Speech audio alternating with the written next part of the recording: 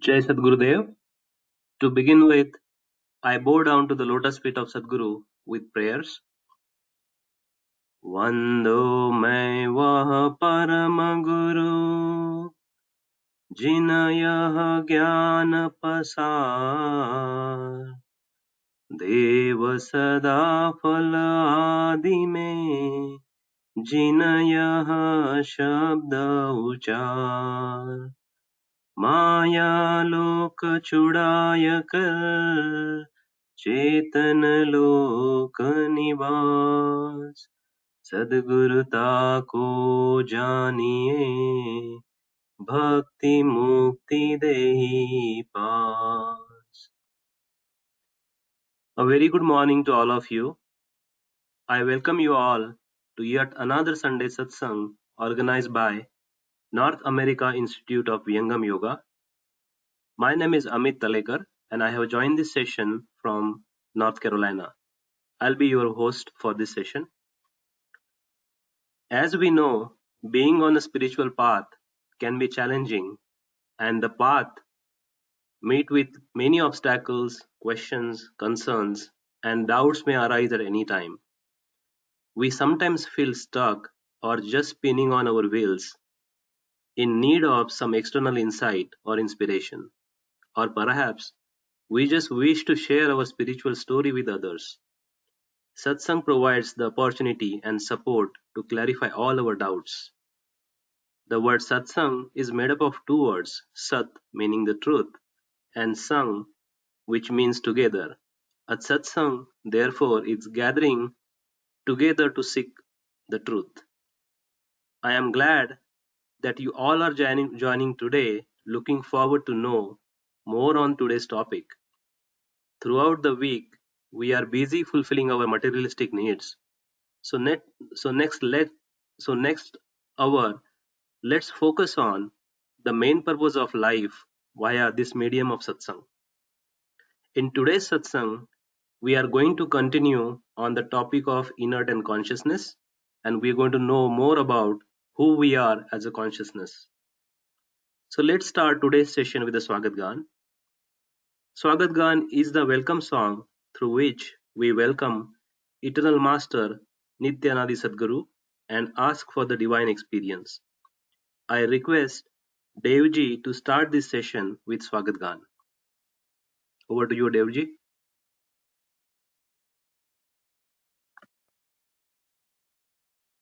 Jai Gurudev. Swagakan. Aja Swaganicha Guruvera Santa Shubhagama Aye Adhyatma Vidya Divya Jyoti Somaras Parasa Aye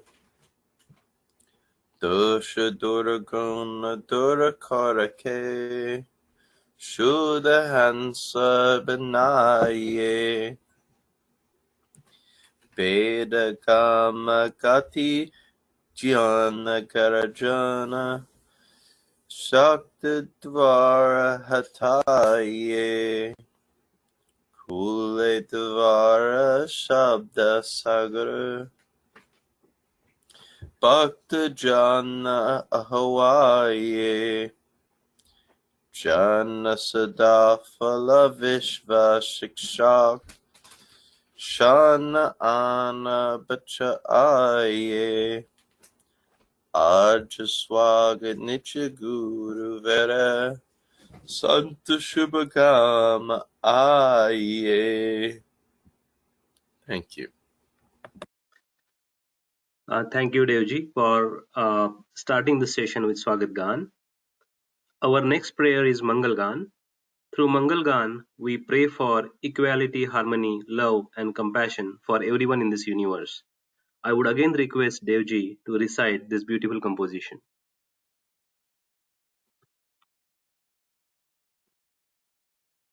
Mangagan. Vishwashanti Nama Mangala Param Guru Kodiyaye Vargadvadva Shanti Durakara Bhava Beda Mataye Sarva Bhuma Samasti Sata Adhyama Rajya Banaye Pesha Basha Bhava Jagame Jnana Paradarashaye Sumridi Sukha Shanti Dharatala Svarga Bhumi Benaye Vishva Shiksha Jana Sadafala Niti Svara Apanaye Vishva Shanti Nama Mangala Param Guru Kodiyaye. Thank you. Thanks a lot, Devji, for putting forward the beautiful words of Swagat Gan and Mangal Gan. Now we will begin our session today. And again, we will begin the session with the deep dive topic. So last week or a week before, we started with the topic of inert, and Vijayji has explained us very nicely the inertness and the consciousness. So today we will continue this journey forward, to know more on the consciousness, who we are as a conscious entity. So I request again Vijayji. So Vijayji joined this call from New Jersey. As we all know, Vijayji is dedicated Sevak of Swamiji and been with the Vihangam Yoga since his childhood.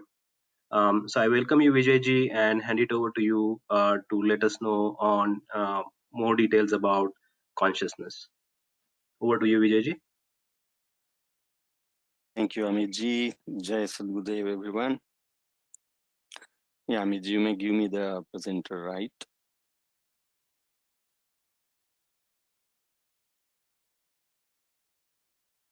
First prayer.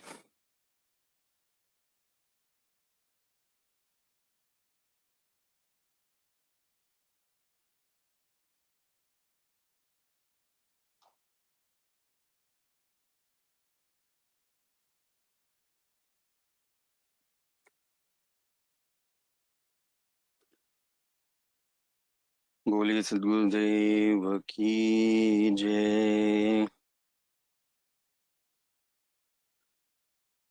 Sahib सदगुरु एक हैं, भेद भाव जनिमान, व्यक्त रूप दर्शन मिले, दय शिक्षा तत्व ज्ञान, व्यक्त अवर अव्यक्त है, सदगुरु दोय स्वरूप, अनुभव गति अव्यक्त है,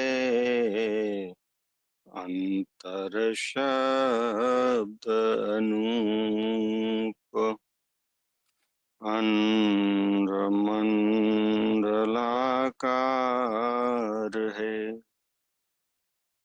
व्यापक विश्व महान, तो सदगुरु का रूप है,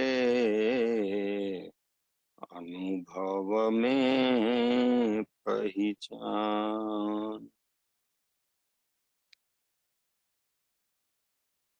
So all dear devotees, the seekers of spiritualities,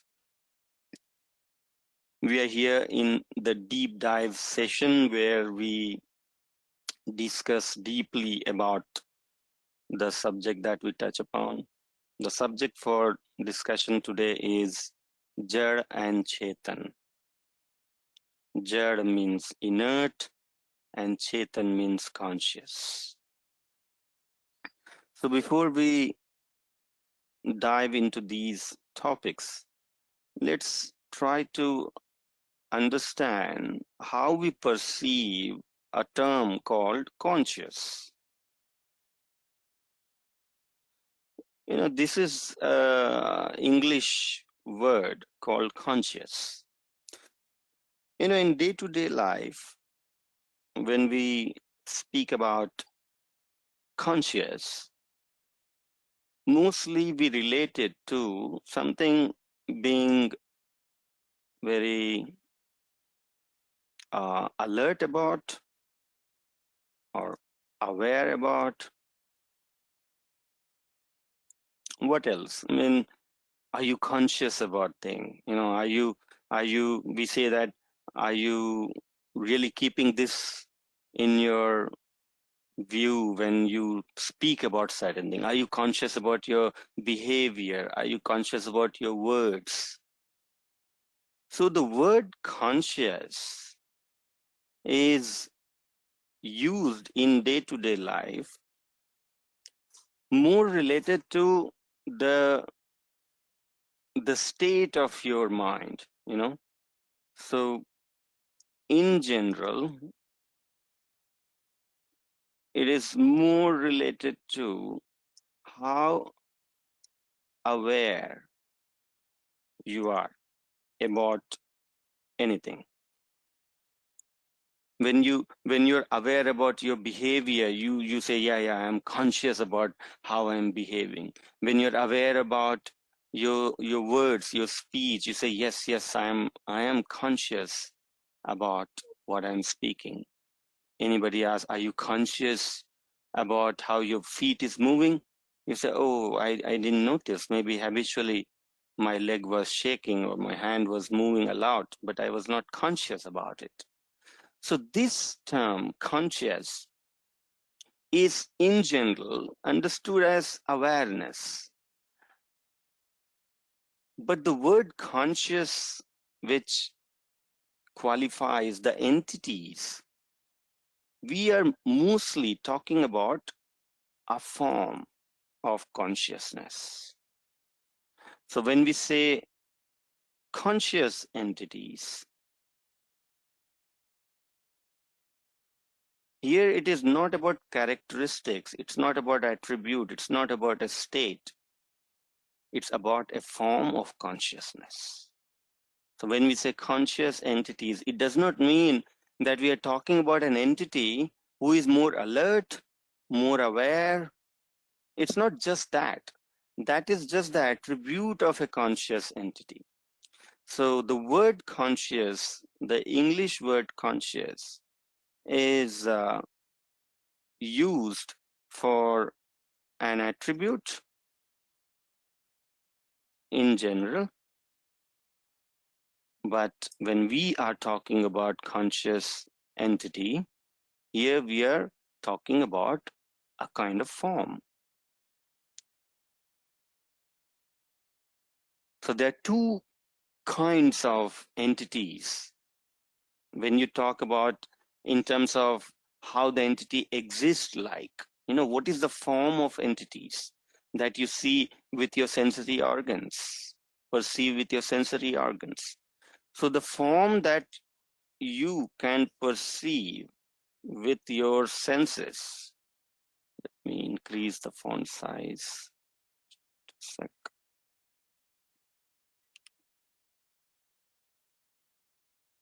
Or maybe I can zoom.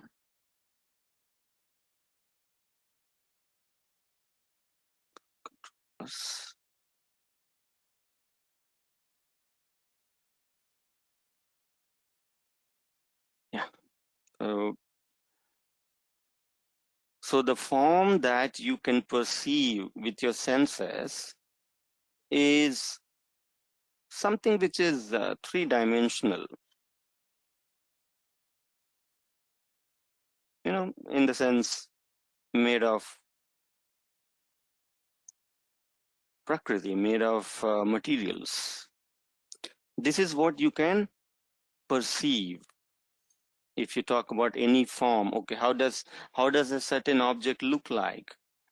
So when you talk about any form, what you can perceive with your senses is the form of inertness. You can only perceive the inert object. But when I ask you, what is the form of a conscious entity? Here, we are not talking about, let's say, a human being who is very alert. Then you'll say, oh, I know a form of a conscious entity. It is a human being, whatever is the shape of a human being. No.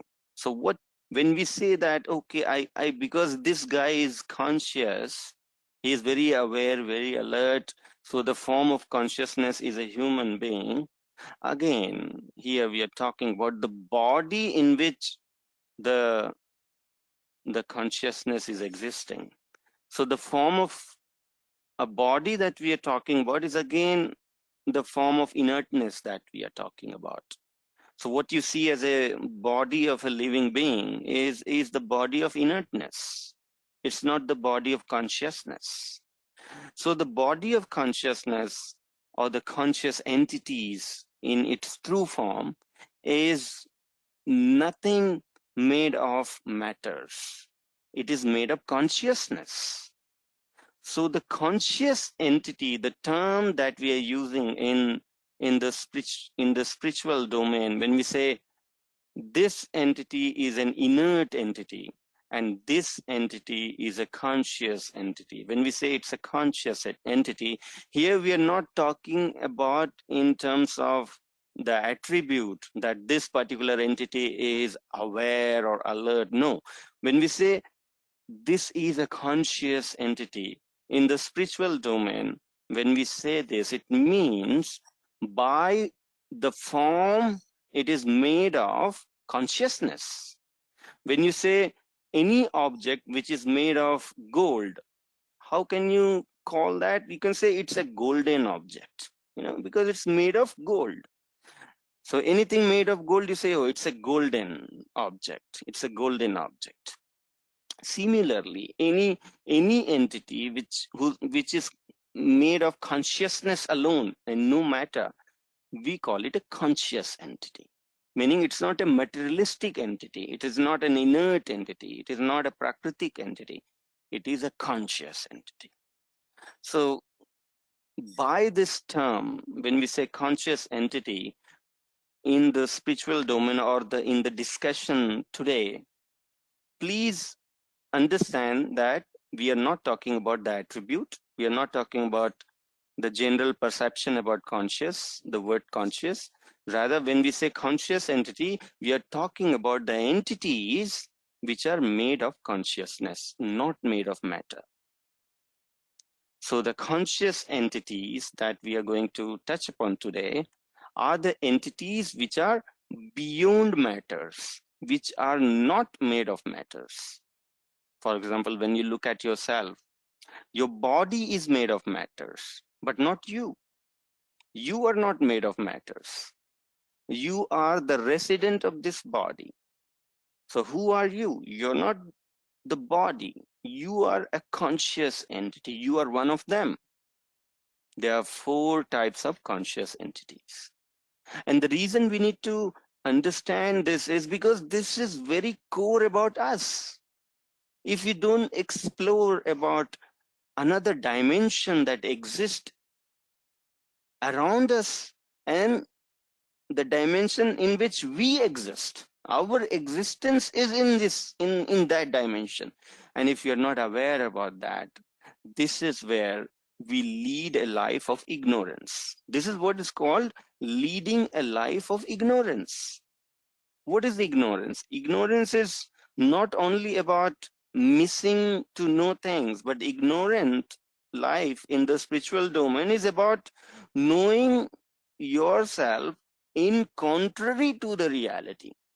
Meaning you are a conscious entity, but you identify yourself with the physical body, which you are not. You're not the physical body. So the contrary knowledge about yourself, the contrary knowledge about the happiness. You think that, oh, the materialistic thing is going to give me happiness. This is the contrary knowledge. This very contrary knowledge is what is the ignorance in spiritual domain.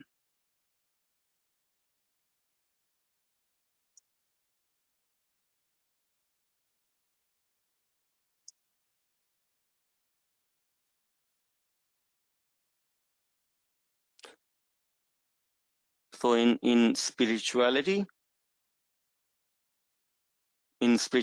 when we say we are ignorant, it does not mean that we are ignorant about certain theories of spirituality. No, it doesn't mean that.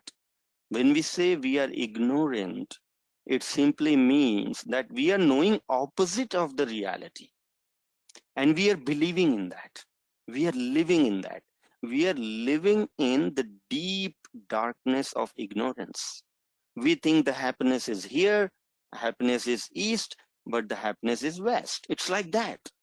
We think that I am the inert, this body that I see in front of the mirror, but we are actually a resident of this body, somebody very different from it. We think that the happiness is this, but the happiness is something else.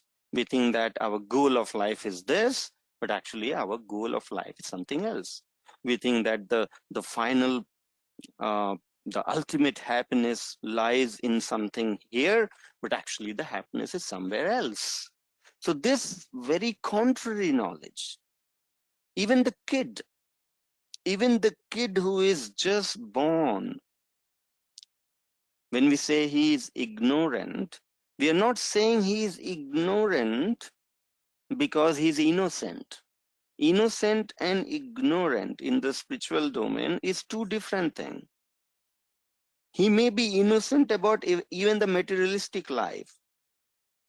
But when we say he is ignorant, it simply means that he does not know where the happiness is. He does not know who am I.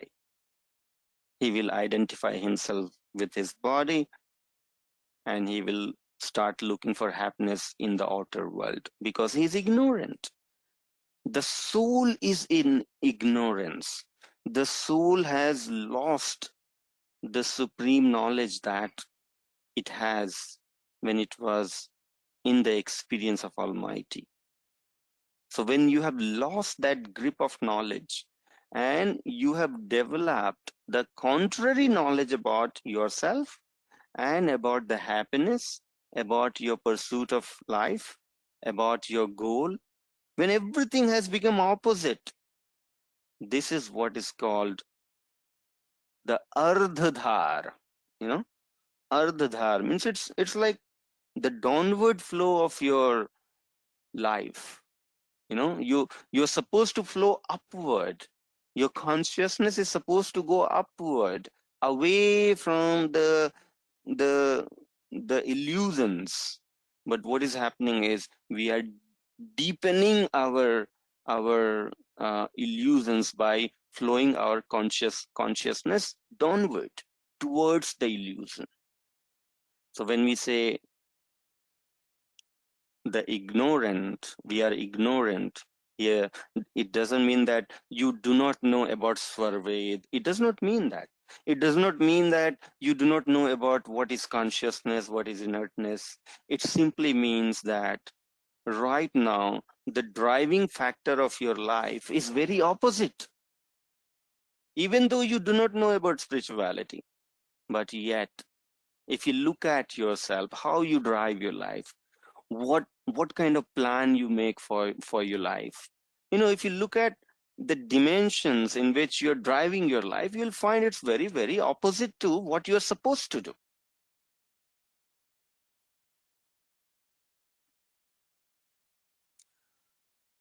Yeah, so Chakraji is asking some questions. What is mind, body, and all that? We'll come to that. But we want to build up the framework here that where we exist, what is our state right now?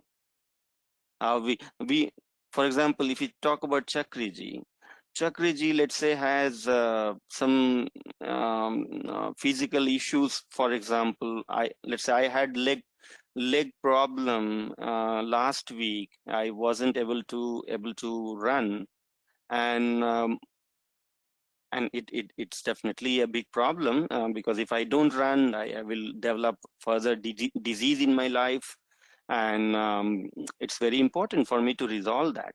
But if I never think about something more valuable, more important than just devoting my 24 hours about how to solve my problem, which I have in my feet, if I devote my entire life just into that, this is what is called ignorance. This is what is called ignorance. The real purpose of life and the real opportunity that we have got in this life is all hidden into demystifying these four conscious entities. So let's go into it now. We see that symbolically we have presentation of various entities here. You see this, the oval shape, though it's spherical here, but just assume it's oval shape piece of a thing in which everything exists. Everything exists within it. Even this vastness of the universe, is contained within this spherical form that you see here. Now here, what you see is symbolically presented. This spherical shape is nothing but the supreme consciousness, which is pervading everything. There is nothing, absolutely nothing in this creation, and even beyond this creation, where this supreme consciousness does not exist. There is absolutely no coordinate in this space where this supreme consciousness is missing. You won't find it, because he's containing everything. The supreme consciousness, the ocean of supreme consciousness, is all around us, and we are within that ocean of consciousness. So this supreme consciousness, the supreme Lord, is one type of conscious entity. One type of conscious entity. What it means is, if Supreme Lord or the Almighty God, if he is one of the conscious entities, that means he is not made of matters. Supreme Lord is not made of matters because he is a conscious entity. The ancient scripture says, Eko Devaha Sarva Bhuteshu Gudha. Sarva Vyapi.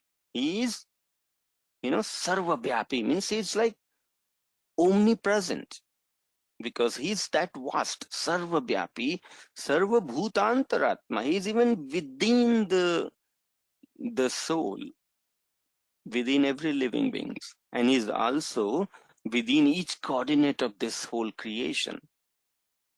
Eko Deva Sarva Bhuteshu Gudha Sarva Vyapi Sarva Bhutantaratma Karmadhyaksha Sarva Bhutadhivasah Sakshi Cheta Kevalo Nirgunascha. So he is Cheta. Cheta means he is conscious entity.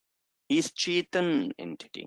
And he is Nirgunascha, meaning he is not made of trigunas of Prakriti. He is beyond that. He is Nirguna. Meaning he is not made of matters. What is he like? He is a pure consciousness. So what is Almighty? What is the form of Almighty? The form of Almighty is not physical. Form of Almighty is not materialistic, but the form of Almighty is the conscious form. What is conscious form? Now you understand what is physical form, right? When you look at any three-dimension object, that is the physical form of any entity. What is conscious form?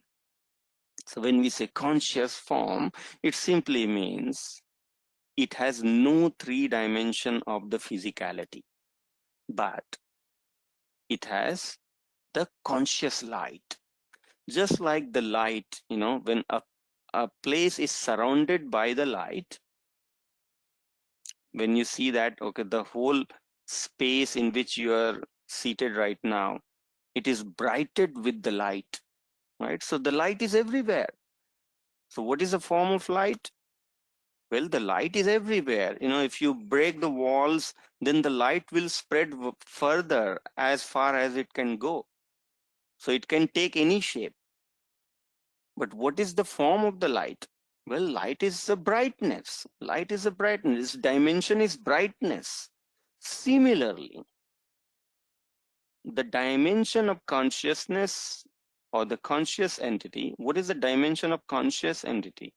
The dimension of conscious entity is its brightness, its peacefulness, its joyfulness, blissfulness. That's the dimension that the consciousness exists in it.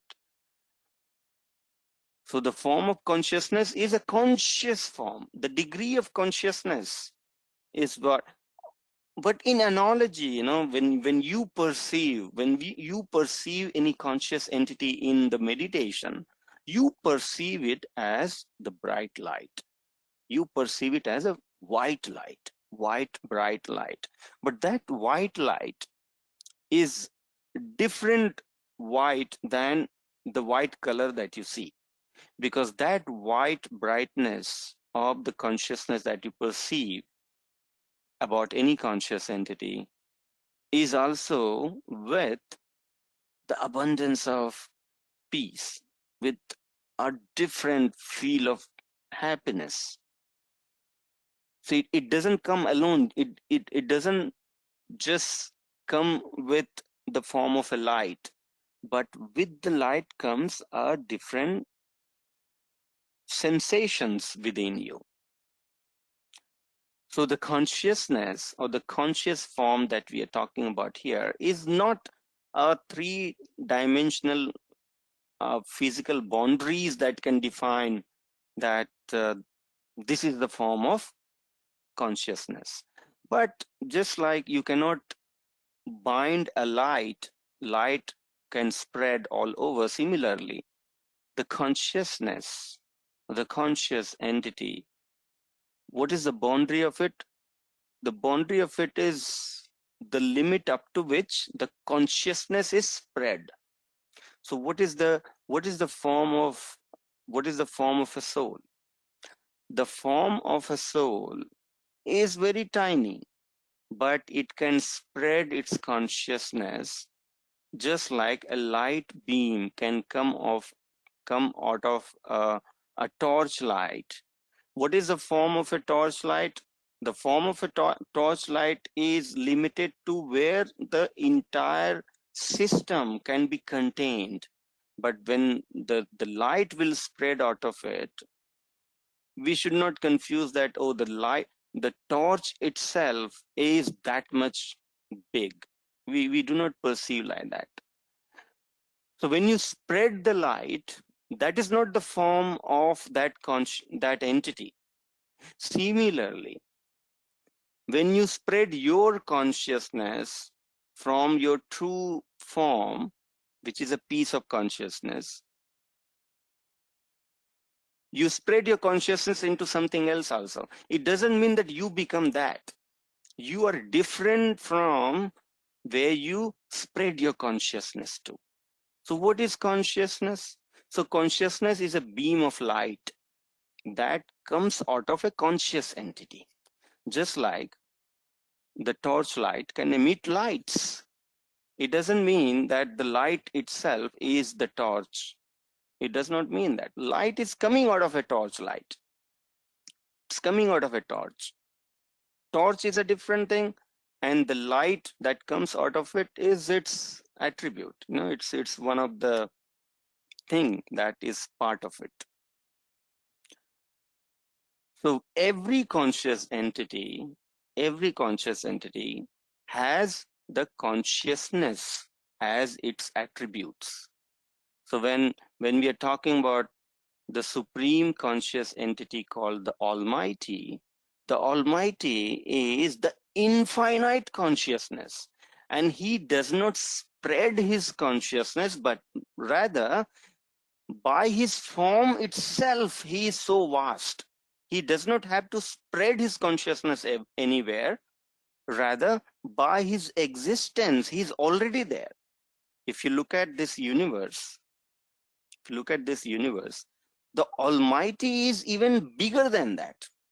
And this boundary is the imaginary boundary, just to depict, you know, him into this PPT, but he is boundless. I cannot put a boundary about this is Almighty. I cannot put that. I cannot represent that like this. But just for understanding, we have given a shape here that, okay, this the supreme piece that contains everything within itself, this supreme piece is the Almighty himself. There is absolutely nothing that exists beyond this. Everything is within the limit of the Almighty. So this is the supreme being, the supreme Lord. He, by his own existence, he's already within this creation. He is already beyond this creation. It is something like when you are deep into ocean and you ask a fish that where is ocean? And the fish will say, well, ocean is within myself, ocean is around myself, ocean is everywhere. It does not mean that the ocean is in multiple quantities. Ocean is just one. But by its vastness, the ocean is everywhere for the fish. Anywhere the fish goes, it is still within the ocean only, within the same one ocean. Similarly, anywhere we go, we are not away from Almighty because the Almighty is that vast. We are within the consciousness of Almighty. So this is one type of conscious entity, which is called the Supreme Lord. What is the second type of conscious entity? The second type of conscious entity is Akshar Brahm. So within the consciousness of Almighty, in one portion of him, it's called Ekpad. This is also symbolic, way of representing one portion of Almighty. In ancient scriptures, in Vedas, this very portion in which the creation exists, this very portion is called Ekpad, and the remaining portion is called Tripad, the tri-quadrant. Pad means the quadrant. So we say one quadrant of Almighty contain the universe, and the tri-quadrant of Almighty is pure bliss. There is no materialistic creation in the tri-quadrant. But when we say one quadrant, it doesn't mean it's actually 1/4 of Almighty. It is symbolic way of saying that within one portion of Almighty. So how to then call that one portion? So symbolically it has been said Ekpad. So in Ekpad, meaning one quadrant of Almighty, exists the creation, whereas the three quadrant of Almighty, which is actually infinite. You should not say it is threefold of the universe. We should not say that. Please don't measure it like that. It is actually infinite. In fact, the portion in which the entire universe is contained is very, very negligible to the entire form of Almighty. Okay, so please don't misunderstand that the boundary of Almighty is 4 times the boundary of universe. We should not misunderstand that, please. It is just symbolically said that in Ekpad, meaning in one quadrant of Almighty, exists the universe, exists the materialistic creation in this one quadrant, whereas the 3 quadrant is pure consciousness, pure Satchidanand, Satchita Anand, nothing else. Pure Satchitanand exists in the 3 quadrant. Only one quadrant contains the materialistic creation. But what is the boundary of a materialistic creation? The creation, the vastness that you see, of course, this one has a boundary. We we we cannot put Almighty into a boundary, but definitely universe has a boundary. You can, if you know a yogic way of traveling the universe, you can reach to the surface, which is the junction, of inertness and consciousness. You can reach to that junction in a yogic way when you know how to raise your consciousness and take it to the junction, which is the junction of inertness and consciousness. If you can raise your consciousness to that level, you can reach to the boundary of the universe. So universe certainly has a boundary, but the Almighty is boundless. Universe certainly has a boundary. So what is the boundary of a universe? That is understood by knowing another conscious entity called the Akshar Brahm. The Akshar Brahm. So Akshar Brahm is another piece of consciousness which is omnipresent, which is definitely very vast for the creation, because he is I'm saying he here just to indicate the Akshar Brahm. Plus, please don't even qualify any of these entity by the gender, but just to call upon, by the because of the lack of word, I'm saying he here. So Akshar Brahm is one different entity than the Almighty. He is a different consciousness. That means within this universe exist two kinds of omnipresent consciousness. One is the supreme consciousness of Almighty, and there exists another consciousness which is vibratory in nature. It is a vibratory consciousness, means it's a conscious entity which has vibration in it. It is vibratory in nature. So this vibratory consciousness is also present everywhere, because that vibratory consciousness is also very vast. But that vibratory consciousness appears only within this one quadrant of Almighty. So what is the boundary of universe? The boundary of universe cannot surpass the boundary of Akshar Brahm. Meaning, wherever the vibration of Akshar Brahm exists, the cosmos can expand only to that limit. And that too, it keeps expanding. The universe that you see around today, this is not still right now, rather the universe is still expanding. So when the universe is expanding, what it means is that the sky is getting created constantly. Constantly the sky is getting created. The Mahakash, which contain the universe, that is expanding. So to create the Akash Tattva, there has to be some ingredient. There has to be some ingredient available through which the creation will continue to be created. So what is that ingredient? That very ingredient is called the Prakriti, the Jad Padarth. The Jad, the inert that we are talking about here, is nothing but the ingredient of creation. So everything which you see in this creation is made of the same root element called Prakriti. Prakriti or Parmanu that we discussed in the previous session is the Jad Padarth, which is already available. It is not that there was nothing and out of nothing the creation came out. This is a contrary knowledge. The ingredient of the creation, meaning the Parmanu, is always present in the nascent phase, in the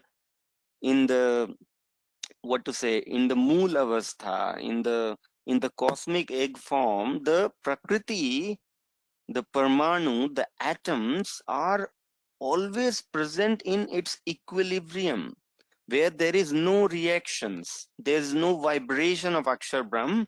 So these Parmanus, these atoms of creations, they are still non-reactive and they are always present. Even when the universe will collapse and cease to exist, what will still exist are those Parmanus, those ingredients, and they are present in the Parmanu Mandal. There is a realm of Parmanus. There is a realm of Parmanu which is at the boundary of the creation. So at the boundary of the creation exists the vastness of Parmanu Mandal. And in this Parmanu Mandal, in this realm of, in this zone of Parmanus, in this zone of atoms, when the vibratory force of Akshar Brahm appears, then with his vibration, these Parmanus start reacting to each other and the Akash is created, then the Vayu is created, then the Agni is created, the Jal is created, the Prithvi is created. All the five basic component of creation is created when the Akshar Brahm appears in this one quadrant of Almighty. So before the creation begins to expand or begins to create, what has to happen is the appearance of the Akshar Brahm. Only when the Akshar Brahm appears out of Almighty. Akshar Brahm, that means, is in two states. Either he will be hiding his vibratory force into the conscious ocean of Almighty. So he'll be deep into conscious ocean of Almighty and will not reveal himself. He will be in hidden state. So the conscious form of Akshar Brahm, when the conscious energy of Akshar Brahm is in the hidden state, in that state there is no creation, because there is no vibratory force that can hold the creation. And when this Akshar Brahm reveals himself out of the Almighty, in this one portion of Almighty, in this one quadrant of Almighty, it is only then within that vibrations, the reactions begins and the Parmanus start reacting and the Akash starts getting created, and then different other components start getting created, and then they continue to react with each other and different elements start getting created. All this series of creation, the root of all this series of creation is the vibratory force of Akshar Brahm. Akshar Brahm provides that vibration which begins the creation. So this, he is the second kind of consciousness. The first kind of conscious entity is the Supreme Lord himself, who is everywhere by his form. He does not need to spread his consciousness, because by his existence he is present there. That is his form. By his form itself, his consciousness is present there. But the second conscious entity called Akshar Brahm, by his form, he is present in each coordinate of the universe, because he is beyond the universe. If pictorially I can draw Akshar Brahm, I'll draw him like that, where you see that within the zone of creation is also the presence of Akshar Brahm. If this circle that you see in the periphery or outer periphery of the universe, when you see that beyond the universe there exists another entity which contain the universe. So this universe is contained within this consciousness, or rather, if you call that, this is the abdomen within which the universe exists. And what is this abdomen? This abdomen is nothing but Akshar Brahm. That's why Akshar Brahm is also called Hiranyagarbha. Akshar Brahm is also called Hiranya Garbha. Garbha means the womb, just like within the mother womb, the creation of the baby happens, right? The baby is created within the mother's womb. Similarly, within this vibratory force of Akshar Brahm, the universe is being created. So this universe exists within the womb of Akshar Brahm, within the womb of Akshar Brahm. And this Akshar Brahm, one portion of him is in this zone of creation, whereas the other side of Akshar Brahm, this is, let's say, the frontal side of Akshar Brahm is present or revealed in this zone of creation, but the back half of Akshar Brahm is still hidden within Almighty. So the front half is revealed outward in the creation, whereas the back half of Akshar Brahm is still hidden and hidden within the deep consciousness of Almighty. So Akshar Brahm definitely is vaster than the creation itself. Akshar Brahm is vaster than the creation itself. Creation cannot go beyond Akshar Brahm. What is the limit of creation? Creation can expand only up to the portion which is revealed by the Akshar Brahm. So what is the revealed portion of Akshar Brahm? Only half of him. Only half of Akshar Brahm is revealed in the zone of creation. The remaining half is still hidden. That means the creation cannot surpass the boundary of Akshar Brahm.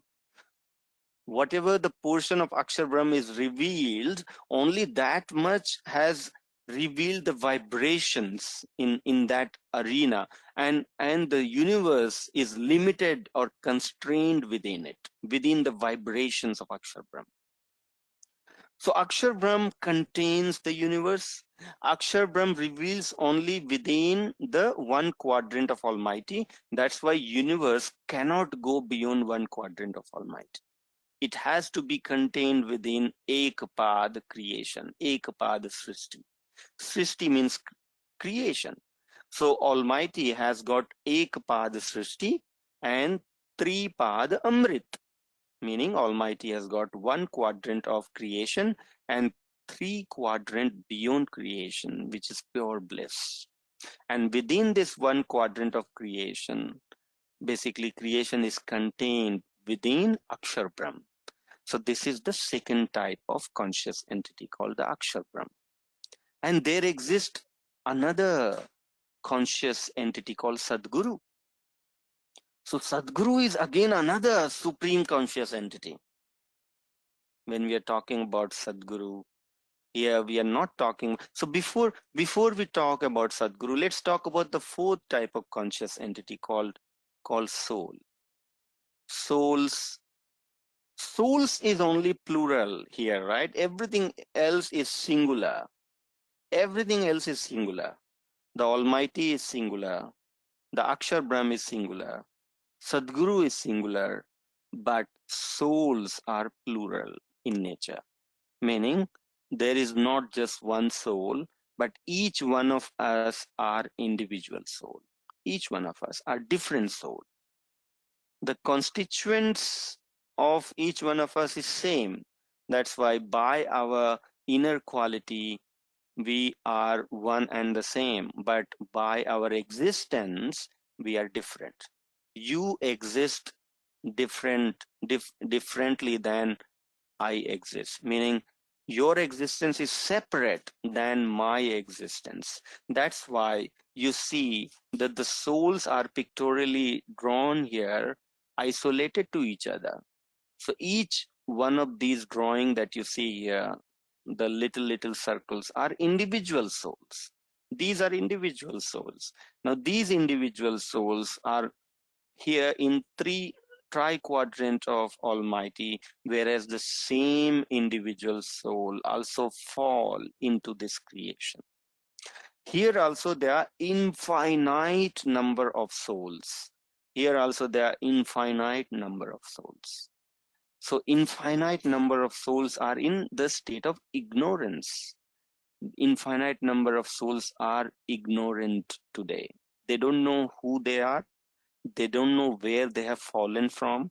They don't know what is the pursuit of their life, why there is nothing that can satisfy them in the materialistic life. They have no answers because they are ignorant. They don't know about themselves.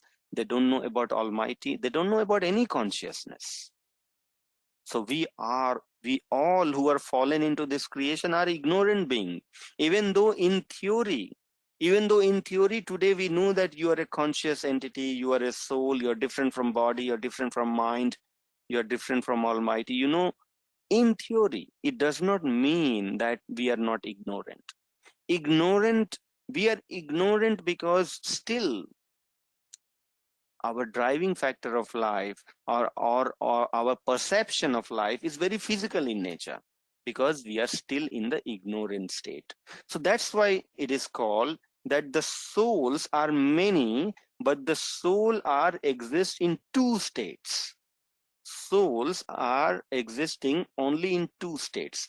Either it can exist in the state of mukti, or it can stay in the state of bandhan.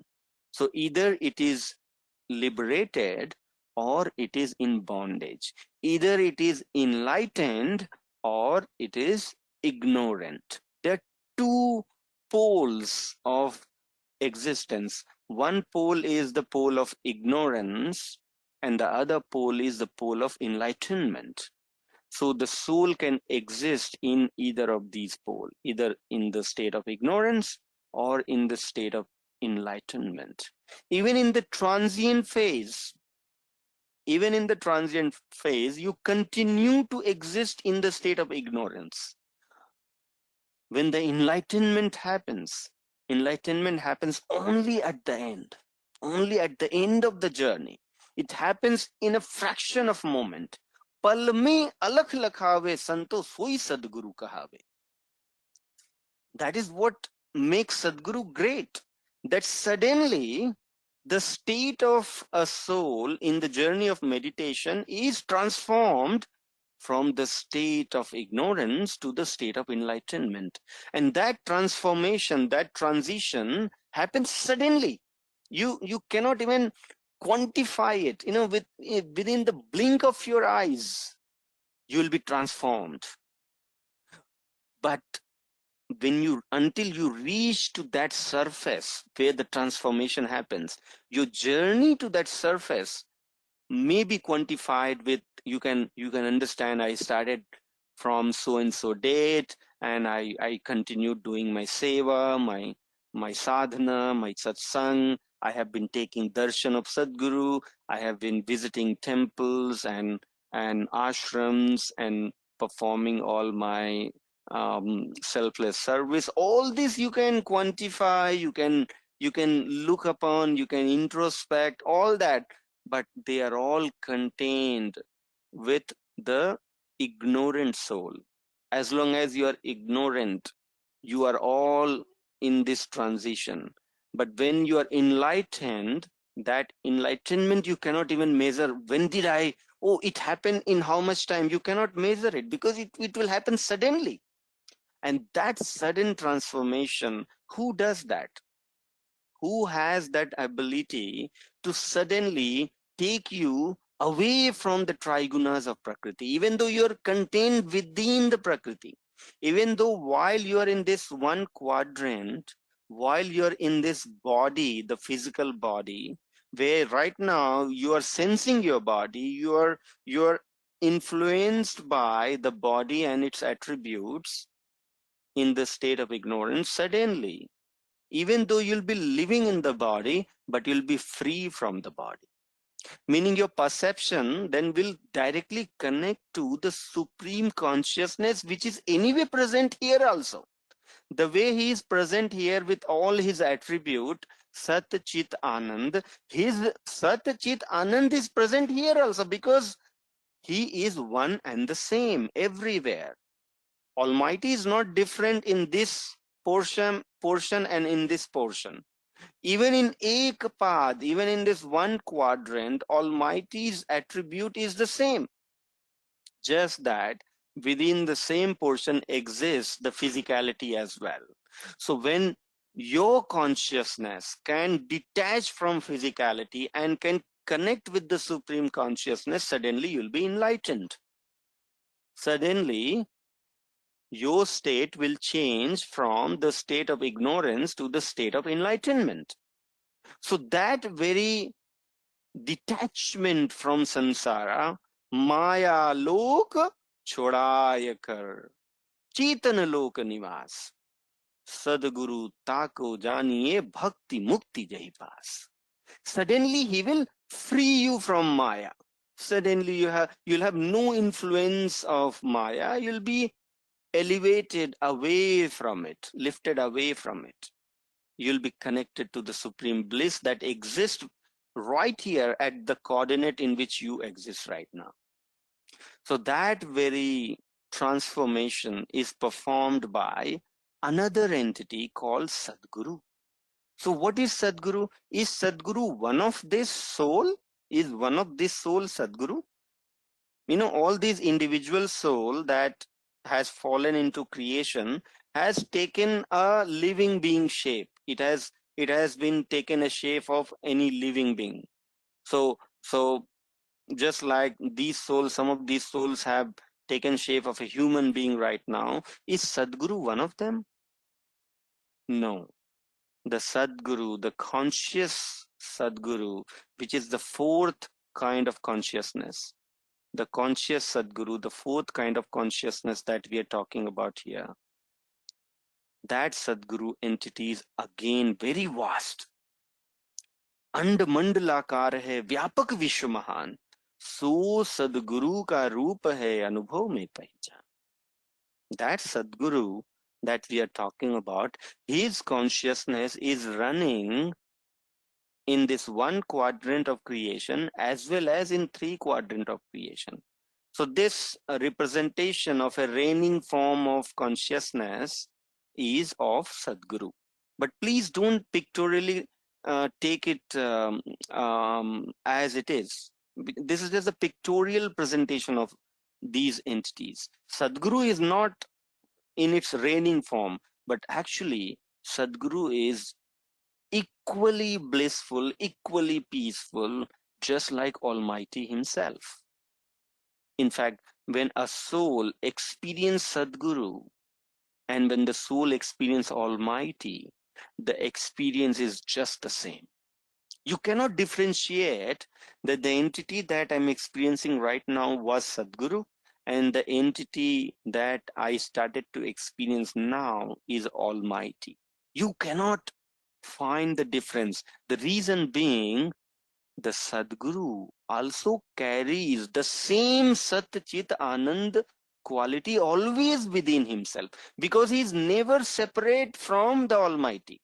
Just like when the soul is in union with Almighty, the soul also acquires the Sat Chit and Anand attribute. And when the soul is in union with Almighty, you cannot find difference of experience when you perceive yourself and when you perceive Almighty. It is something like when the river will fall into ocean, then if you taste the water of the river and when you taste the water of the ocean from that ocean itself, you won't find which water came from river and which water was from the ocean. Everything will taste salty to you. Everything will have the equivalent attribute of saltness, whether the water was from ocean or the water was from the river, because the attribute has become one. Similarly, the Sadguru and the Almighty is always united. And that's why the attributes of Sadguru and the attributes of Almighty is not differentiable by a soul. So when you experience Sadguru, you will see that there is a supreme light which is pervading through everything. He is also present close to everybody. You know, in glory of Sadguru, the Veda, the third Veda sings, it says, Anti santam na jahatyanti santam na pashyati devasya pashya kavyam na mamara na jipati. It says that there is one holy saint present close to every living beings. He is not away from any living being. Meaning by his form itself, by his presence itself, he is already present in the zone of creation, and he is already present in the tri-quadrant of Almighty also. He is so vast, and he is capable to run his consciousness anywhere he wants. He is capable to run his consciousness anywhere, in any portion of Almighty, in any boundaries of Almighty. He can run his consciousness. So Sadguru is the one who knows everything, who knows the creation and who knows the Almighty end to end. Sadguru is that entity. So that's why Sadguru is the bridge of the ignorant soul and the Almighty. Sadguru is the bridge between Maya and Almighty. Without connecting to Sadguru energy, you cannot transform from the state of ignorance to the state of enlightenment. So any rishis, any seers and sages that you have heard about getting enlightenment, how did he get enlightenment? It was done by that supreme entity called Sadguru. The Sadguru energy again is in what form? Not in a human form. Sadguru energy is also in the conscious form. So there exists the fourth type of consciousness, which is also present in this vastness of the creation. And that energy is called Sadguru. So there are three kinds of consciousness that pervades through everything here. The first is the supreme consciousness of Almighty. Then is the supreme consciousness of Sadguru. And then is the supreme consciousness of Akshar Brahm. So within this zone of creation, you have three different entities to experience. The Akshar Brahm, that's why it's called Madhyam Purush. Madhyam Purush. Akshar Brahm is called Madhyam Purush. And Almighty is called Uttam Purush, Param Purush. So Param Purush and Madhyam Purush. Meaning in the journey of meditation, you will come to a state where the Akshar Brahm will be coming into your experience. And then you have to move beyond that. Your consciousness have to refine further with the help of Sadguru energy to reveal the supreme consciousness of Almighty. So there are four types of conscious entities. The first one is Supreme Being, second one is Sadguru, third one is Akshar Brahm, and the fourth one is individual souls. I know that there are a lot to cover, but I have some questions which I can take up now if people are present. So let me just see, there are too many chat here. Okay, so I don't know if Mr. Ajay is present right now, but when in the beginning of the discussion, what is the general perception of being conscious? We say, yeah, we are aware, or we are under control. Yeah, so this is just the English word conscious, but hopefully now we understand when we are talking about the conscious entities here, we are talking about the entities whose form is consciousness. By its form, it is made of consciousness. What is the constituent of that element? It is the consciousness. It's not a matter. What is the constituent of a jewelry which is made of gold? You'll say it is gold. Gold is a constituent with which a golden jewelry is made. But what is the constituent of a conscious entity. What is conscious entity made of? It is made of consciousness.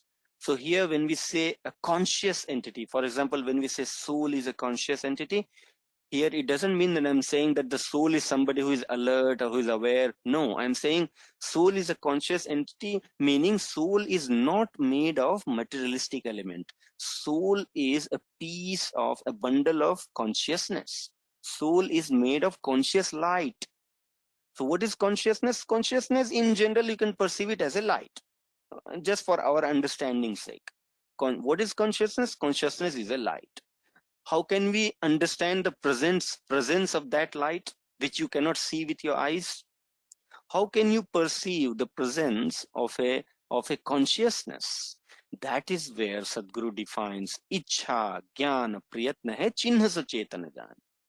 Meaning where you see the desire, where you see the actions, where you see the knowledge. When you see these three attributes existing into any being, that means there exists a conscious entity over there, because only conscious entities can exhibit these attributes. Ichha meaning the desire, Gyan knowledge, Priyatna means the power of actions.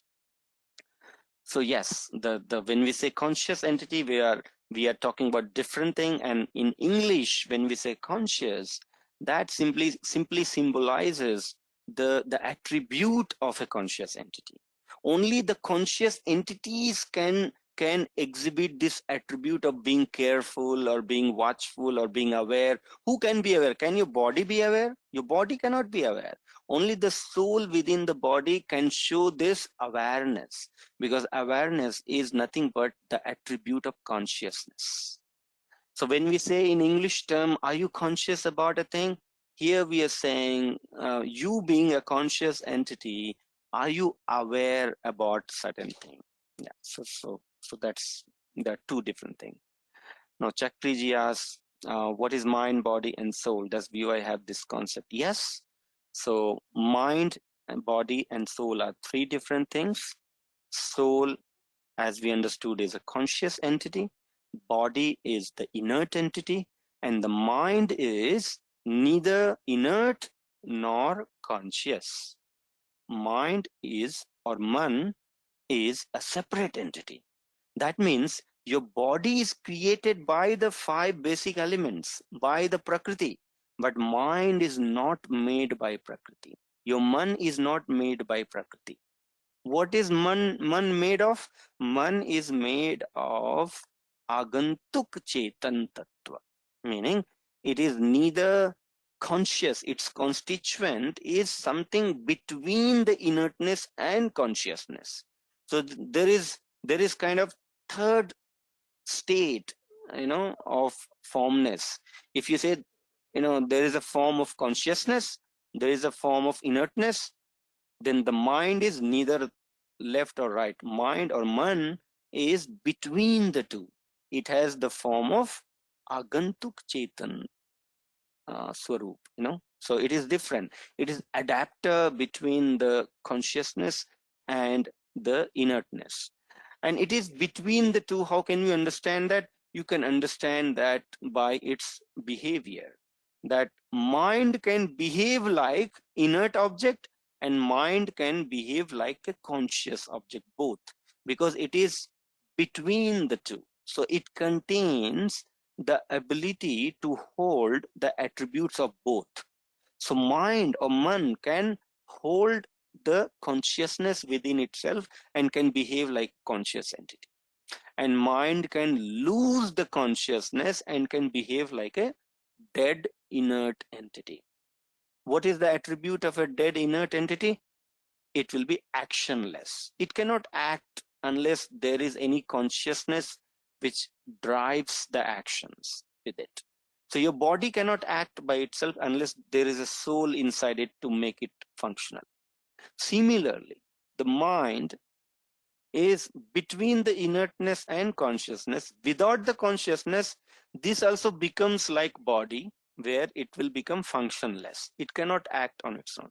But the soul, which is a conscious entity, it can never be without consciousness, but the mind can be without consciousness.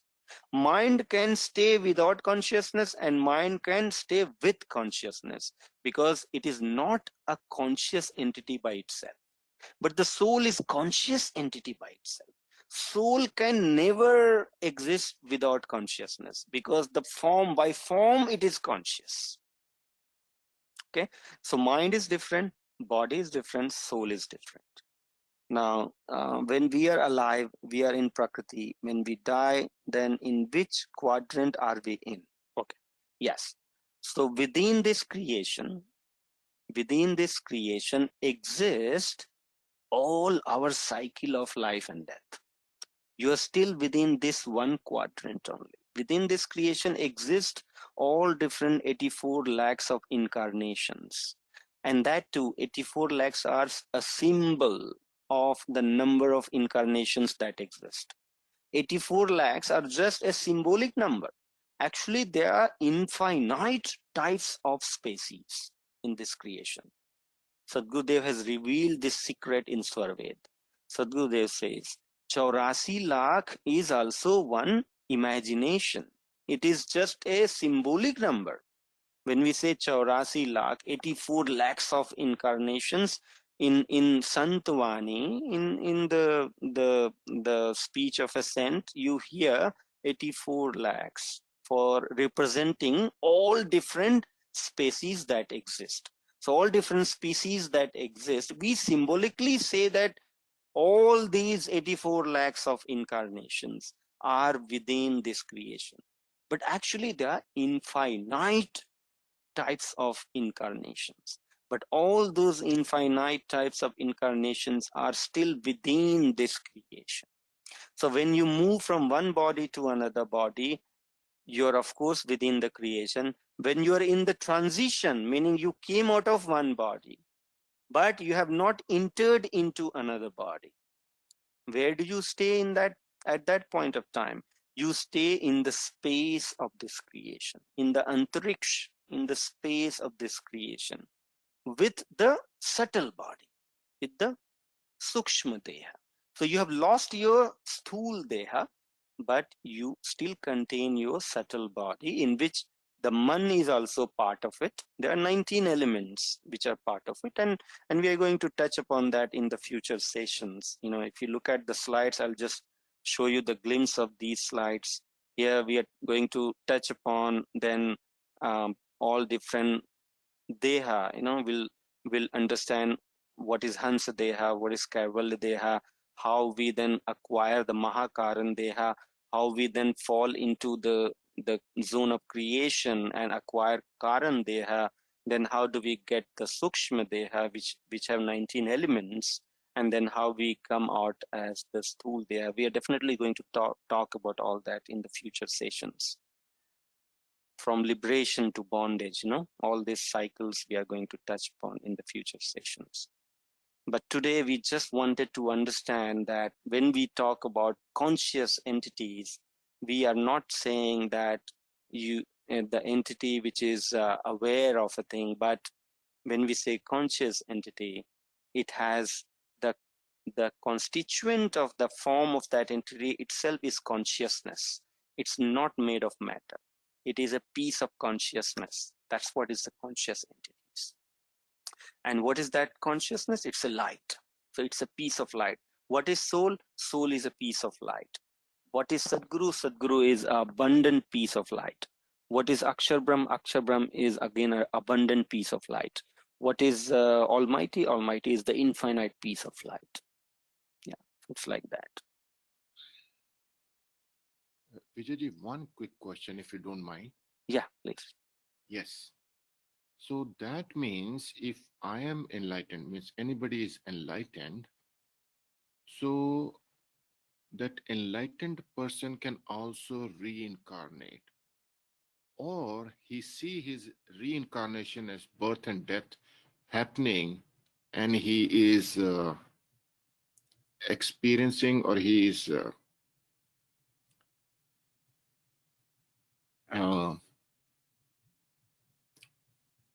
so I'm just trying to see the state of the enlightened person. Yeah.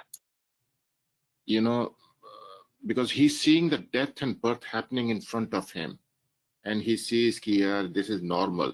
So he's basically, what do you call? I'm trying to understand the terminology. The word I'm trying to recall. So what is the state of enlightenment? Basically. Yeah, so there are Jivan Mukt and there are Videha Mukt. There are two states of enlightenment. So the soul even in the Jivan Mukt state or in Videha Mukta state, in both states, the state of the soul is same. It is all in union with Almighty.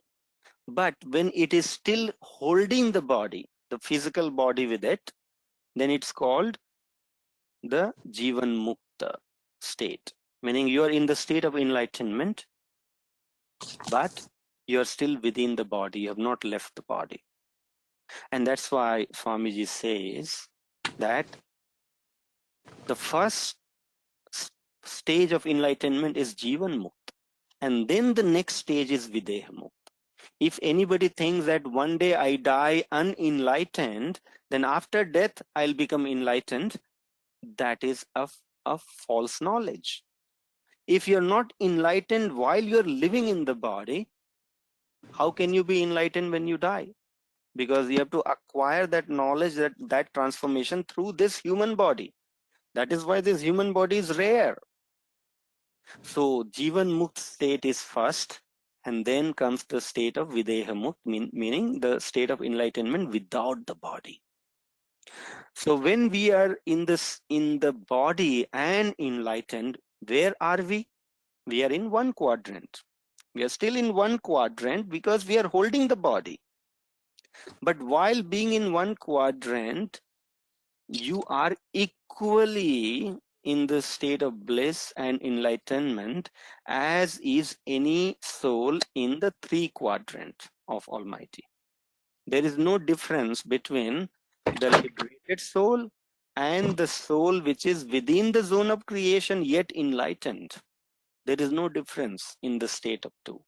Just the difference is that this soul is still containing the body when it is in the Jivan Mukt state, while this soul which is in the Videha Mukt, it has released itself from the body.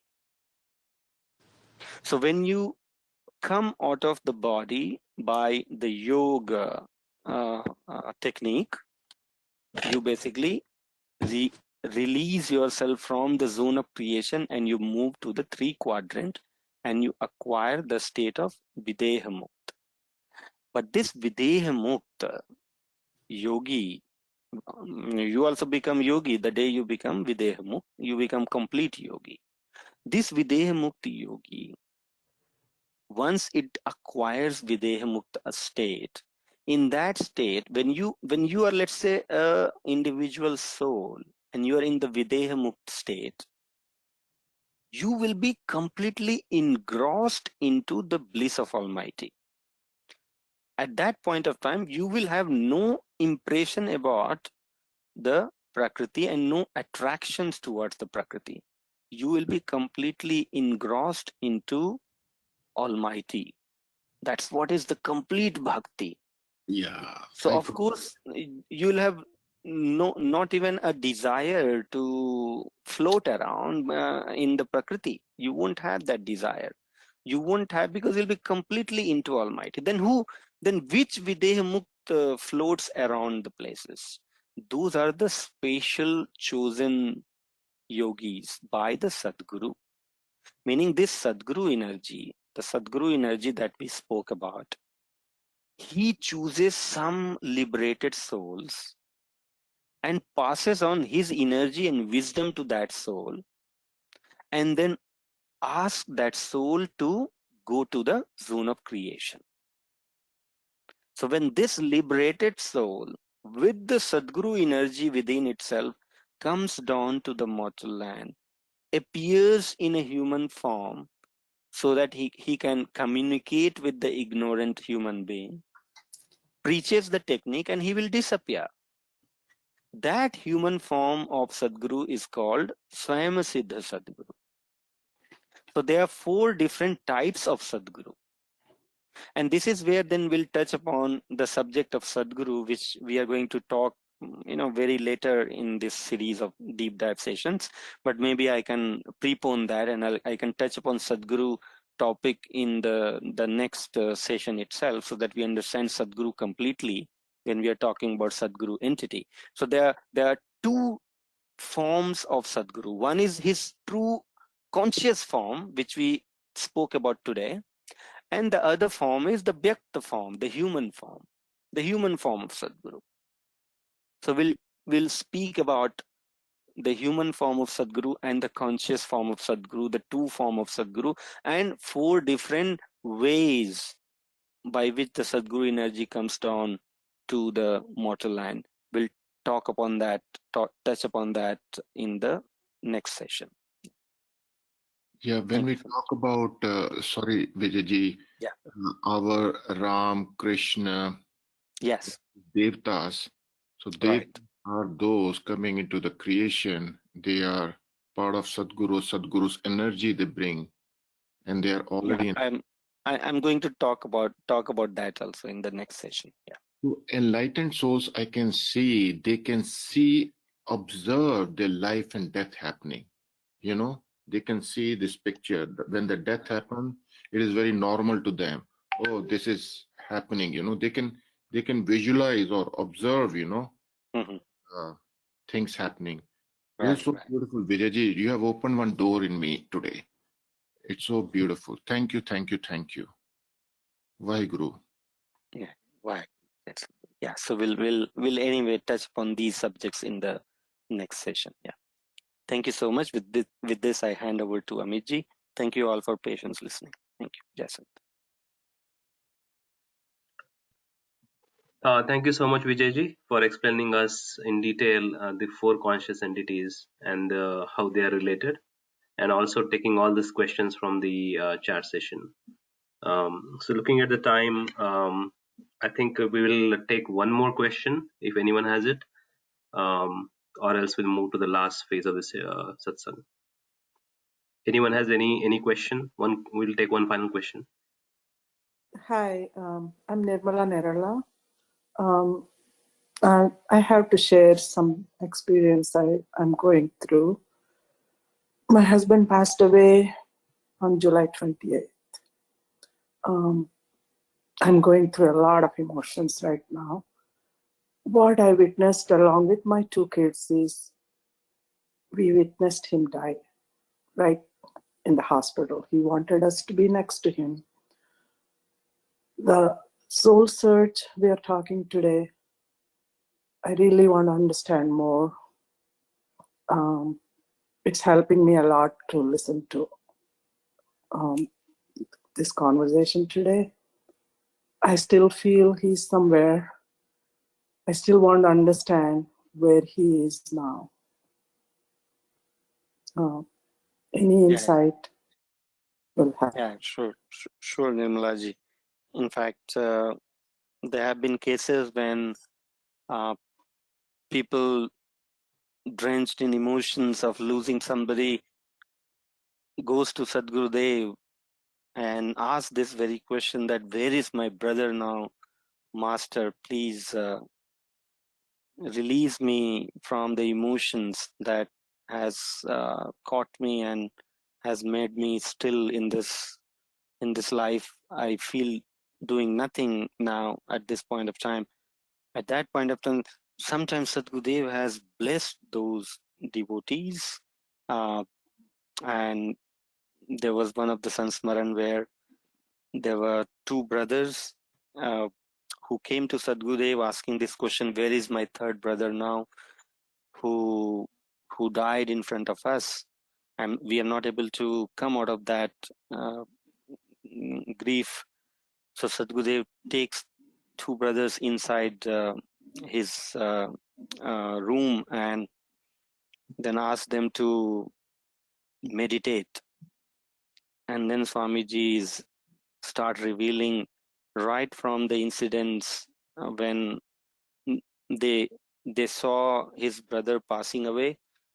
So he saw those incidents repeating in their experience, and then they saw that the same soul that who left the body is in the space, very quiet right now.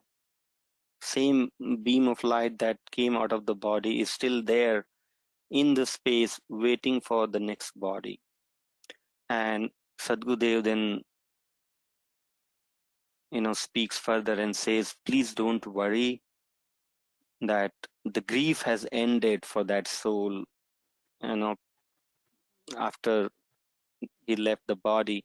During the leaving the body is a greatest grief actually, but after leaving the body, this particular soul, your brother, is right now in very painless condition. He's just waiting for the next body, which is going to happen in next 6 months.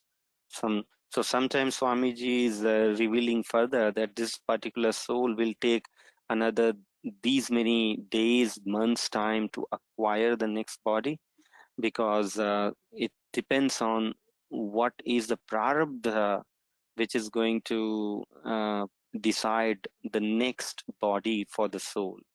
And the prarabdha is the subject related to karma, which again is a subject of discussion in this deep dive session, where we'll understand how the prarabdha is formed and how our next body is then decided.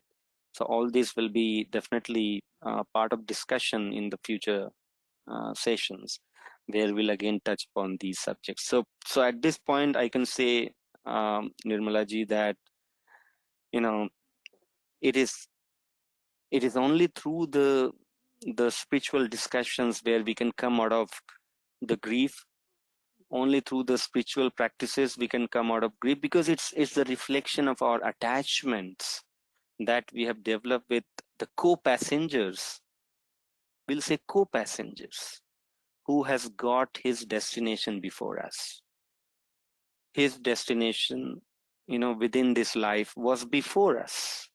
So he got off the boat, but we continued to go together in the boat with whatever member of families we are still together. But we are all co-passengers. After we reach our destinations, we forget about our co-passengers, to be frank. So the soul who has departed, his association in this life with you was only until that last breath. After that, he is on his own journey, and you are still continuing on the journey that you started with him. So at this point of time, he has started already his own next life journey. And we are in grief right now because we are attached to him. But please know that, the truth about our family members are that we are only co-passengers. Somebody has got his destination before us. Somebody has got his destination after us. But after you take off the boat, your relations is limited as long as you're within the same boat, same family boat, I would say. Well, once you take off, once you come off the family boat, you just forget about everything. And your next life begins altogether with a new, fresh memory where you don't know anything about your past. So he has already started his own journey. He reached his destination before us. Now it is up to us how soon we can cope up with it. So please continue joining this discussion. More we discuss about these topics, more it will give you a sense of peace. It will soothe your feeling, and slowly you'll be able to cope up with it. After all, loss is a loss, of course. We all have to slowly learn to live with it. But the only remedy for this situation right now is satsang. Only in satsang, when you keep joining with the words of satsang, slowly your soul will accept it and you'll move on in this life. Thank you so much. Thank you, Vijay Kumarji. That was really helpful. I'll be joining every time. One other Yes, thing and I would Guruji. like to add, Vijayaji answered it very beautifully. This is Niranjan and Nirmalaji. I would like to also share with you something that, during the pandemic, I lost very close relatives. Close means my direct sibling relative, right? Um, and and they had kids and single dependents. And the journey that Vijayji just described about the knowledge about who we are, and I basically started sharing much more deeply. And of course, as a relative, you do financially, you basically jump into an action. So that's the responsibility that, they say that the charity starts from home, right? So we have to be good people. So when we take this path, on the spiritual path, you basically begin like that, and then you will begin to see that, and that's what those kids and everybody, I started telling them, and they really started believing in me, because they were looking up at me, that okay, he's the person who has did well, he's doing good, and he's very trustworthy and all that. So people begin to look at it, and in a matter of few weeks, I was able to really try to dissolve any kind of distress, any kind of sadness. And then I started engaging them in the Vihangam Yoga. And I think the first step, absolutely, the satsang, the knowledge of the self. And then gradually, maybe a little bit of sadhana. So, and one other secret that I would like to tell you, Nirmalaji, is every human being is going through a roller coaster in this physical world. And this is very consistent to all realized people who have spoken about it, Buddha himself, because they can see into the consciousness, they can go into the chitta kasha. There's three kinds of skies: the physical sky, there's a chitta sky, there's a chitta kasha. In the chitta kasha, everybody's thoughts and emotions are like a physical floating device. They're floating. And the enlightened beings can actually read that, they can see that. And the only thing that they're seeing is tremendous suffering in this physical world. Now, people who may look like living in a big house, big car and all that, from the outside, it may be looking like, whoa, maybe they must be happy. But deep down, it's not true. The suffering is everywhere. Maybe some of them are better actors, some of them are not good actors. But that's where the spiritual knowledge and the satsang is the most profound thing, because this is the real truth. So I just wanted to share that with you, Nirmalaji, because, many people go through these situations, when they are young, like when I was in my 20s and 30s, there was less of these kind of exposure. But as we grow older, we start to see these kind of more, loved ones, losing loved ones, and, accidents and all sort of things begin to pop up in everybody's life. And, neighbors, disease, cancer, all these kind of things. So even though I'm not enlightened, I cannot read the Chitta Kasha, but I can see. And as a result of that, the true bliss is not there. The true freedom is not there. So the true freedom, I can tell one thing, that, like Vijayji was saying, the first stage is to attain enlightenment with the body. I think there's one stage before that also, which is freedom from the physical existence. And what I suggest everybody is that the best way to attain that is through this deep knowledge.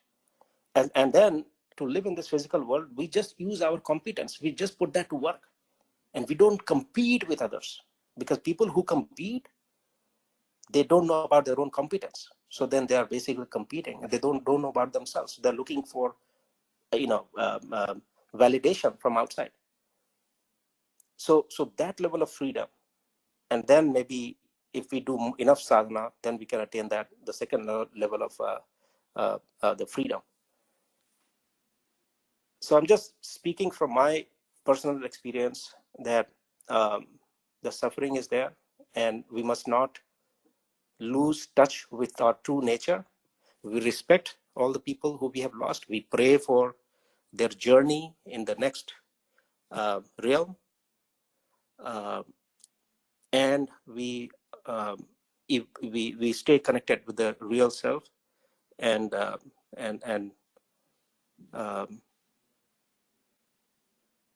think become free from hover above the suffering of the material world. So I just wanted to share that, Nirmalaji, just some personal experience on that. Thank you. Thank you, Niranjanji. That was very helpful. I have one, I don't want to take too much time, but I've been in USA for 50 years. My kids grew up here. We did the Hindu rituals for my husband, and also our 10, 12, 11 days things and with the priest. My kids don't know anything, but they chanted the mantras along with the priest. I can understand a lot of them. A lot of them have a lot of meaning. Just like we discussed about soul, it's still there. So the priest actually made rice balls and for all 10 days, and he's letting it go, his soul, Those mantras are actually telling that his soul is somewhere and it's going. And we do have in Brahmins, every month they do something. Year end they do something.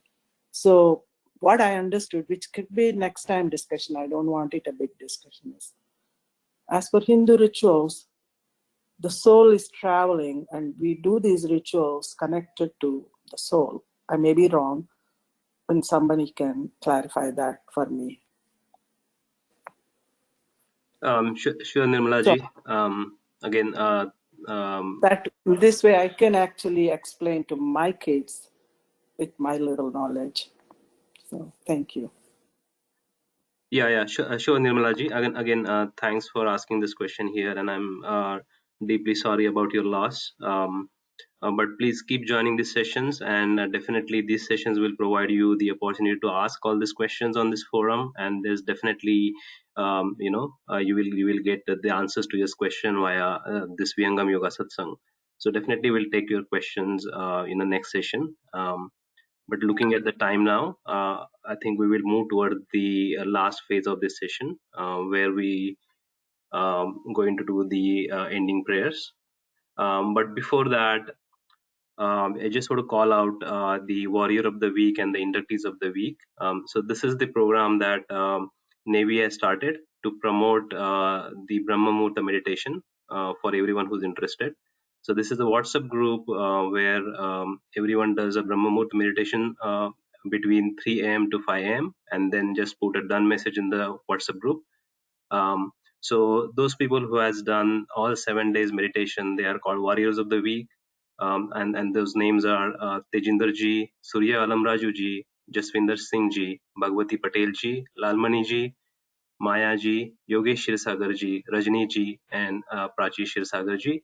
Again, thank you all for persistently doing this meditation and getting us encouraged.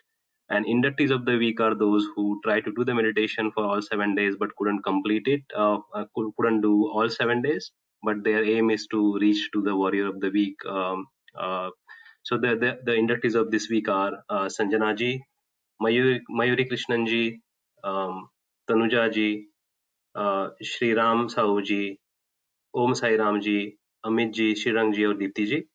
Again, thank you everyone for keeping us motivated on this Brahma Muhurta meditation path. So now we'll move to the last session of the last session, where we're going to chant the short version of Vandana, Aarti, and Shantipat. Guru Vandana is the way to express gratitude to the Master for receiving help in meditation. I request Ranjani ji to sing the last few lines of Vandana. Thank you, Amitji. Jai Sadgurudev, Guru Vandana. प्रभु कल्प संत समाज उत्तम सर्वधर्म आचार्य है जिमिनाद्य आश्रित सिंधु के है विश्वपतमय कार्य है प्रभु सत्य संत समाज तेरा आप रक्षा कीजिए जन सदा फल ज्ञान भक्ति वृद्धि दिन दिन कीजिए। बोलिए सतगुरुदेव भगवान की जय। Over to you, Amit ji. The next prayer is Arti. Arti is a prayer where we acknowledge the power of Almighty and pray that all disciples experience eternal joy, love, and freedom from worries. I request everyone to stand up for the Arti, and I again request Ranjani ji to recite last few lines of Arti. Arti. Gurumurthy गति चंद्रमा सेवक नैन चकोर पलक पलक निरखत रहे गुरुमूर्त की ओर श्वेत श्वेत मैं श्वेत है श्वेत श्वेत मैं श्वेत तीन पाद अमृत भरा श्वेत महानंद श्वेत अष्ट चक्र सब शून्य पर धर अधरा के पार तहा सदा फल घर किया भूली पड़ा संसार। जय Satgurudev. Over to you, Amici. All please be seated. Again, thank you Ranjani ji for Guru Vandana and Arti. Our final prayer is Shanti Part. In Shanti Part, we chant for peace for everyone who exists in this universe. May Sadgurudev bless the entire cosmos with the peace, love and prosperity. I request Jessica ji to recite the last few lines of Shanti Part.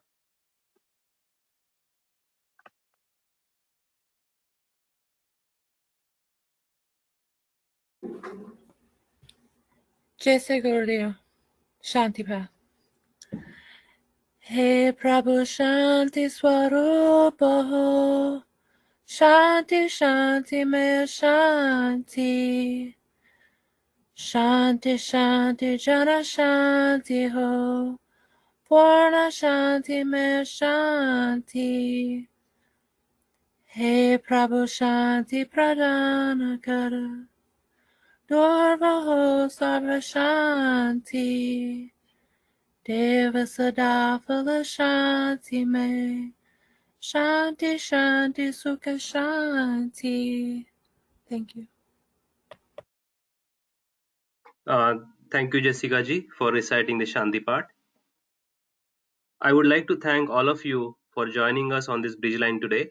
Again, special thanks to Dev ji, Vijay ji, Ranjani ji, Jessica ji, Jaswinder Singh ji, Chakru ji, Nirmala ji, Niranjan ji for participating in this session. I encourage everyone to give some thoughts on what we have learned on the call today. One who wants to progress on the path of spirituality and get some peace need to start on the path of spirituality as Sadhguru suggested via Seva, Satsang and Sadhana. So please keep joining these sessions and keep doing the Seva and meditation. Again, thank you everyone for joining today. And I pray to the Sadhguru that everyone's day and this week becomes wonderful and spiritual. Have a wonderful day ahead and Jai Sadhgurudev.